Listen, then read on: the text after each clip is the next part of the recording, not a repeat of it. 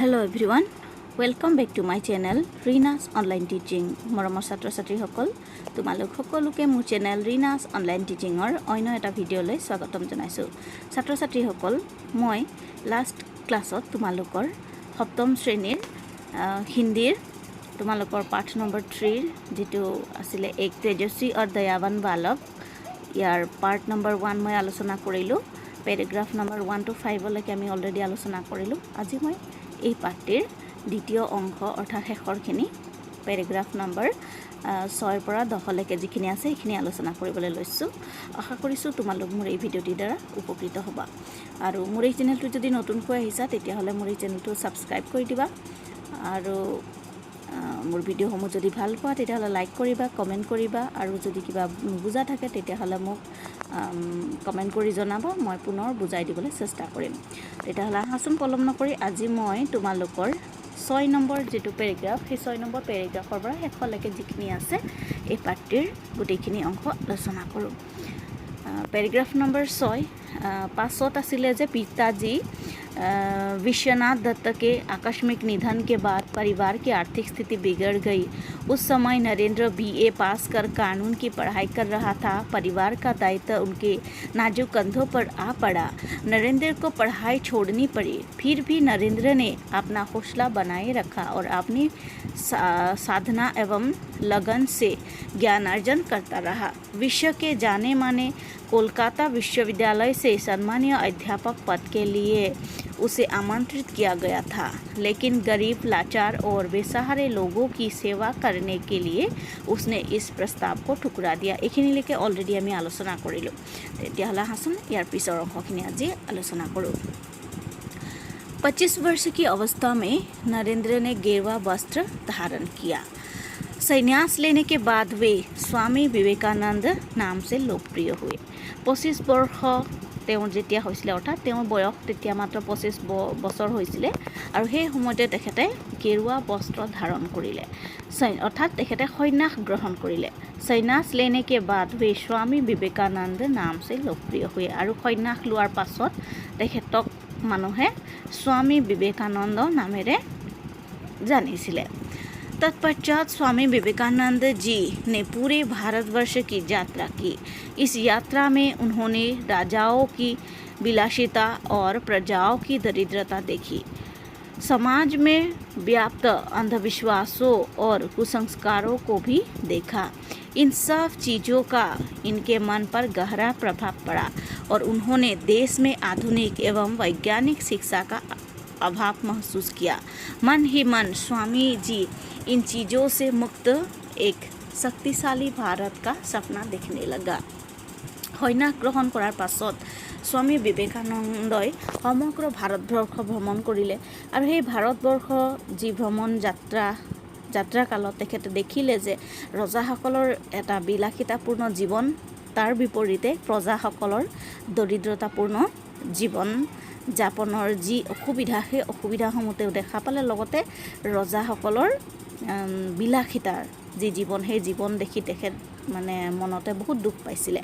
সমাজ মে ব্যাপ্ত অন্ধবিশ্বাস লগতে সমাজত প্ৰচলিত হৈ থকা অন্ধবিশ্বাস, কুসংস্কাৰ সেইসমূহ তেখেতে দেখিছিলে আৰু মনতে মানে এই যি কুসংস্কাৰ, অন্ধবিশ্বাস সেইসমূহ আঁতৰাব লাগে বুলি তেখেতে মনতে ভাবি লৈছিলে আৰু তাৰ কাৰণে তেখেতে ভাৰতবৰ্ষক আধুনিক আৰু বৈজ্ঞানিক শিক্ষাৰ যে অভাৱ আছে সেই কথা তেখেতে মানে অনুমান কৰিব পাৰিছিলে আৰু সেই যিটো আধুনিক আৰু বৈজ্ঞানিক শিক্ষাৰ জৰিয়তে ভাৰতবৰ্ষখনক এখন শক্তিশালী দেশ হিচাপে গঢ়ি তোলাৰ সপোন তেখেতে মনে মনে দেখিবলৈ আৰম্ভ কৰিলে। वर्ष 1893 में अमेरिका के शिकागो शहर में एक विश्व धर्म सम्मेलन आयोजित हुआ था। वर्ष 1893 চনত আমেৰিকাৰ শিকাগো চহৰত এখন বিশ্ব ধৰ্ম সন্মিলন আয়োজিত হৈছিলে। उस धर्म सम्मेलन में स्वामी जी ने हिंदू धर्म के प्रतिनिधि के रूप में भाग लिया था আৰু সেই যি ধৰ্ম সন্মিলন সেই ধৰ্ম সন্মিলনখনত স্বামীজীয়ে হিন্দু ধৰ্মৰ প্ৰতিনিধি হিচাপে ভাগ লৈছিলে। शिकागो पार्लियामेंट ऑफ रिलीजन में स्वामी जी ने प्यारे अमेरिकी बहनों और भाइयों शब्द के साथ जो ही अपना ओजस्वी भाषण शुरू किया तो 7,000 विद्वानों से भरा वो पूरा हॉल तालियों की गुड़गुड़ाहट से गूंज उठा था। आज भी दुनिया भर के लोग उस भाषण को याद करते हैं। इस भाषण के जरिए उन्होंने भारतीय आध्यात्म, सभ्यता और संस्कृति को विश्व भर में पहचान दिलाई थी। सम्मेलन में उनके विचार सुनकर दुनिया के तमाम विद्वान चकित रह गए। अमेरिका में उनका भरपूर स्वागत हुआ। भाषण के बाद अमेरिकी मीडिया ने उन्हें साइक्लोनिक हिंदू नाम से नवाजा था। उस सम्मेलन के बाद विदेश में उनके भक्तों का एक समुदाय बन गया। अनेक लोग उनके शिष्य भी बन गए। अर्थात এই যে পেৰেগ্ৰাফ ইয়াত কৈছে যে 1893 চনত আমেৰিকাৰ চিকাগো চহৰত এখন বিশ্ব সন্মিলন আয়োজিত কৰা হৈছিলে আৰু সেই ধৰ্মৰ যি সন্মিলন সেই ধৰ্মৰ সন্মিলনখনত হিন্দু ধৰ্মৰ প্ৰতিনিধি হিচাপে ভাৰতবৰ্ষৰ পৰা আমাৰ विवेकानंद स्वामी विवेकानंदই भाग लैसिले। शिकागो पार्लियामेंट ऑफ रिलीजन में स्वामी जी ने प्यारे अमेरिकी बहनों और भाइयों अर्थात शिकागोर पार्लियामेंट ऑफ रिलीजन नाমৰ ঠাই মানে যিটো অনুষ্ঠান আছিলে সেই অনুষ্ঠানটোত তেখেতে অংশগ্ৰহণ কৰি তেখেতৰ যি ভাষণ সেই ভাষণ তেখেতে এনেদৰে আৰম্ভ কৰিছিলে প্যাৰে আমেৰিকি বাহনো और ভাইও মৰমৰ আমেৰিকানবাসী বা আমেৰিকাবাসী ভাই ভনীসকল এনেদৰে আৰম্ভ কৰিছিলে। তেখেতৰ যি অজস্বী ভাষণ সেই ভাষণ শুনি তাত উপস্থিত থকা 7,000ৰো অধিক যিসকল বিদ্বান লোক আছিলে গোটেই বিদ্বান লোকসকলে হাত চাপৰিৰে গোটেই হলঘৰটো ৰঞ্জনাই দিছিলে। তাৰ পিছতে বিশ্বৰ সকলো মানুহে তেখেতক চিনি পোৱা হ'ল আৰু তেখেতৰ যি ওজস্বী ভাষণ আছিলে সেই ভাষণটো আজিও মানুহে মনত ৰাখে। সেই ভাষণটোৰ জৰিয়তে তেখেতে ভাৰতবৰ্ষৰ যি আধ্যাত্ম, সভ্যতা আৰু সংস্কৃতিক বিশ্বৰ দৰবাৰত প্ৰতিষ্ঠা কৰিবলৈ সক্ষম হৈছিলে। सम्मेलन में उनके विचार सुनकर दुनिया के तमाम विद्वान चकित रह गए আৰু সন্মিলনত তেখেতৰ এই যি বিচাৰ আছিলে সেই বিচাৰসমূহ শুনি মানুহবিলাক আচৰিত হৈ গৈছিলে। আমেৰিকা में उनका भरपूर स्वागत हुआ আৰু আমেৰিকাত তেখেতক সম্পূৰ্ণৰূপে ভৰপূৰভাৱে স্বাগত কৰিছিলে। আমেৰিকি मीडिया ने उन्हें साइक्लोनिक हिंदू नाम से नवाजा था আৰু আমেৰিকাৰ মিডিয়াই তেখেতক এটা উপাধিৰে অলংকৃত কৰিছিলে আৰু সেই উপাধিটো হৈছে साइक्लोनिक हिंदू। उस सम्मेलन के बाद विदेश में उनके भक्तों का समुदाय बन गया আৰু সেই সন্মিলনৰ পিছৰ পৰাই তেখেতৰ যি ভক্ত সেই ভক্তৰ খুদ ববলৈ ধৰিছিলে বিদেশতো। अनेक लोग उनके शिष्य भी बन गए আৰু বহুত মানুহে তেখেতৰ শিষ্য হ'বলৈ আগবাঢ়ি আহিছিলে সেই সন্মিলনখনত তেখেতৰ ভাষণ শুনাৰ পিছৰ পৰা। भारत वापस आकर स्वामी जी ने रामकृष्ण मिशन नामक एक कल्याणकारी संस्था की स्थापना की।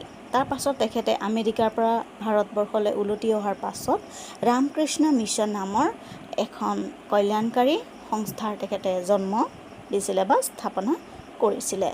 समस्त पृथ्वी के गरीब बेसहारे लोगों की सेवा करना इस संस्था का प्रधान उद्देश्य है। और এই যি ৰামকৃষ্ণ মিছন এই অনুষ্ঠানটিৰ মূল উদ্দেশ্য হৈছে গৰীব দুখীয়া বেসাহাৰে যাৰ কেউ কিছু নাইকিয়া তেনেকুৱা মানুহক সেৱা কৰা। आज देश विदेश में इस संस्था की अनेक शाखाएं काम कर रही है আৰু আজি দেশ বিদেশত এই যি অনুষ্ঠান এই অনুষ্ঠানটিৰ অনেক শাখা প্ৰশাখা আছে আৰু সেইসমূহে আজিও তেখেতৰ যি আদৰ্শ আছিলে সেই আদৰ্শ অনুসৰি কাম কৰি আছে। স্বামীজি এক মানৱতাবাদী সন্ত থে। স্বামীজি অৰ্থাৎ স্বামী বিবেকানন্দ এগৰাকী মানৱতাবাদী মানে সন্ত আছিলে বা সাধু আছিলে। उन्होंने मानव की उन्नति और कल्याण को सर्वोपरि माना। তেখেতে মানুহৰ উন্নতি আৰু মানুহৰ কল্যাণ সাধন কৰাটোৱেই তেখেতে জীৱনৰ মানে সকলোৰে আটাইতকৈ বেছি ওপৰত থকা কাৰ্য বুলি তেখেতে মানি লৈছিলে। स्वामी जी दुनिया के सभी धार्मिक विचारों को महत्व देते थे আৰু লগতে স্বামীজীয়ে পৃথিৱীৰ সকলো ধৰ্মীয় যি বিচাৰ আছিলে সেই বিচাৰসমূহক তেখেতে গুৰুত্ব প্ৰদান কৰিছিলে। उनकी ओजपूर्ण वाणी और उपदेश आज भी समस्त मानव जाति में शक्ति का संचार करता है। আৰু তেখেতৰ যি ঐজপূৰ্ণ বাণী অৰ্থাৎ তেখেতৰ যি মহৎ বাণী আছিলে সেই মহৎ বাণীসমূহ আৰু উপদেশসমূহ আজিও সমগ্ৰ মানৱ জাতিৰ শক্তিৰ সঞ্চাৰ হিচাপে কাম কৰি আছে। देश की युवा शक्ति पर स्वामी जी को पूरा भरोसा था। আনহাতে দেশৰ যুৱ শক্তিৰ ওপৰত স্বামীজীৰ সম্পূৰ্ণ বিশ্বাস আছিলে। इसलिए तन मन से स्वस्थ होकर देश के भविष्य को बदलने की दिशा में काम करने के लिए आपने पूरी युवा शक्ति का आह्वान किया था। আৰু সেইকাৰণে দেশৰ উন্নতিৰ কাৰণে এই সকলো যুৱ পীড়িতক তেখেতে কি কৰিছিলে যে তন মন সে অৰ্থাৎ মনে প্ৰাণে দেশৰ হৈ কাম কৰিবৰ কাৰণে আগবাঢ়ি আহিবৰ কাৰণে তেখেতে আহ্বান কৰিছিলে। স্বামীজী सिर्फ 39 साल तक ही जीवित रहे। এই মহান মনীষীগৰাকী মাত্ৰ 39 বছৰ বয়সলৈকে জীয়াই আছিলে। वर्ष 1902 की 4 जुलाई को वेलूर मठ में उन्होंने अंतिम सांस ली। 1902 চনৰ 4 জুলাইত তেখেতে वेलूर মঠত তেখেতে যি অন্তিম শয়নত ঢলি পৰিছিলে। आज भी लोग इस महान दार्शनिक ओजस्वी वक्ता मानवतावादी संत को श्रद्धा के साथ स्मरण करते हैं। আৰু এই মহান ব্যক্তি মহান দাৰ্শনিক ওজস্वी বক্তা মানৱতাবাদী যি সাধু বা সন্ত এই গৰাকীক আজিও মানুহে শ্ৰদ্ধা আৰু ভক্তিৰ সৈতে স্মৰণ কৰে। हमारा सौभाग्य है कि हम 2013 में इनके जन्म का 150वां वर्ष मनाने वाले हैं। আৰু 2013 বৰ্ষত তেখেতৰ জন্মৰ 150 বছৰ হৈছিলে। গতিকে আমাৰ ভাবিব যে আমি তেখেতৰ 150 বছৰীয়া জন্ম দিৱস আমি পালন কৰিবলৈ সক্ষম হ'লোঁ। उनकी ही तरह हम भी देश की सेवा करे यही हमारा परम कर्तव्य है। আৰু তেখেতৰ দৰে আমিও আমাৰ দেশৰ সেৱাৰ কাৰণে আগবাঢ়ি যাব লাগে আৰু এয়াই আমাৰ পৰম কৰ্তব্য। গতিকে ছাত্ৰ ছাত্ৰীসকল এইখিনি হৈছে তোমালোকৰ পাঠ নম্বৰ 3 एक तेजस्वी और दयावान बालक, য'ত স্বামী বিবেকানন্দৰ জীৱনৰ সৰুকালৰ এটি ঘটনা ইয়াত দিয়া হৈছে, য'ত তেখেত সৰুকালৰ পৰাই যে দয়াৱান আছিলে, মানুহৰ উপকাৰ সাধন কৰি ভাল পাইছিলে, তেখেত মানৱ দৰদী আছিলে আৰু লগতে এগৰাকী তেজস্বী অৰ্থাৎ খুব চোকা বুদ্ধিৰ ছাত্ৰ আছিলে। আৰু যাক তেখেতে যেতিয়া তেওঁ ডাঙৰ হ'ল তেতিয়া তেখেতৰ যি চোকা বুদ্ধি সেই বুদ্ধি তেখেতে পৰিচয় দিবলৈ সক্ষম হ'ল। গতিকে এই পাঠটিৰ জৰিয়তে আমি আমাৰ পৰম শ্ৰদ্ধাৰ মহান মনীষী ভাৰতবৰ্ষৰ স্বামী বিবেকানন্দৰ জীৱনৰ চমু আলোকপাত এটি পাবলৈ সক্ষম হ'লোঁ। গতিকে ছাত্ৰ ছাত্ৰীসকল মই আশা কৰিছোঁ তোমালোক এই ভিডিঅ'টি বুজি পাইছা।